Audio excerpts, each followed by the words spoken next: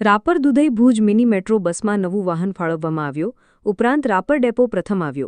ઘણા સમયથી રાપરથી બપોરના 1:30 વાગે ઉપડતી રાપર દુધઈ ભુજ મેટ્રો લિંક બસ રૂટમાં એસટી નિગમ દ્વારા નવી મિની બસનું વાહન ફાળવવામાં આવતા આજે રાપર એસટી બસ સ્ટેન્ડ ખાતે રાપર નગરપાલિકાના પ્રમુખ ચાંદભાઈ ભિંડે, ડોલરભાઈ ગોર, ડેપો મેનેજર જેબી જોશી, કેશુભા વાઘેલા, મહેન્દ્રસિંહ વાઘેલા, ગુમાનસિંહ સોઢા, ભાવેશ ગારિયા, ભગવાનદાન ગઢવી, હસુમતીબેન સોની, બળવંત ઠક્કર વગેરેની ઉપસ્થિતિમાં લીલી ઝંડી દ્વારા રવાના કરવામાં આવી હતી. આ અંગે ડેપો મેનેજર જેબી જોશીએ જણાવ્યું હતું કે રાપર ડેપો સંચાલિત રાપર ભુજ વાયા દુધઈ જે 1:30 વાગે ઉપડે છે, પરત પણ એ જ રૂટ પર ચાલતી મેટ્રો લિંક બસમાં નવું વાહન ફાળવવામાં આવ્યું છે, જે આજે રવાના કરવામાં આવ્યું હતું.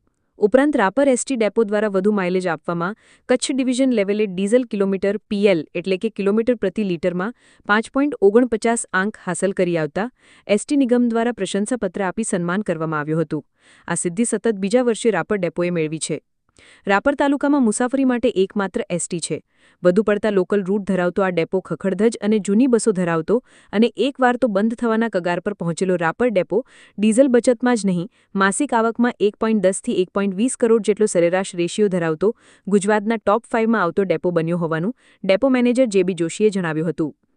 મેકેનિક સ્ટાફ મહેકમ કરતાં ઓછું હોવા છતાં સ્ટાફના સહયોગથી બધું બરાબર ચાલતું હોવાનું જણાવી તાજેતરમાં જ એક સાથે 17 અને અન્ય એકલ-દોકલ ડ્રાઈવર કંડક્ટર છૂટા થઈ ગયા. ત્યારે ફરજ પરના ડ્રાઈવર કંડક્ટરો ડબલ ડ્યુટી કરીને સહકાર આપ્યો હતો. 27 નવા કર્મચારીઓ આવી જતાં બધું રાબેતા મુજબ થઈ ગયું હોવાનું જણાવ્યું હતું. વિભાગ દ્વારા નવી બસો ફાળવવામાં આવી હોવાથી અંજાર, ગાંધીધામ માતાના મળ, રોડ ટુ હેવન થઈને ભુજના રૂટ ચાલુ કરાયા હોવાનું ઉમેર્યું હતું. ટાંચા સાધનો થકી પણ આવી સિદ્ધિ સ્ટાફના અને અધિકારીઓના સહકારથી મળી હોવાનું ડેપો મેનેજર જોશીએ જણાવ્યું હતું.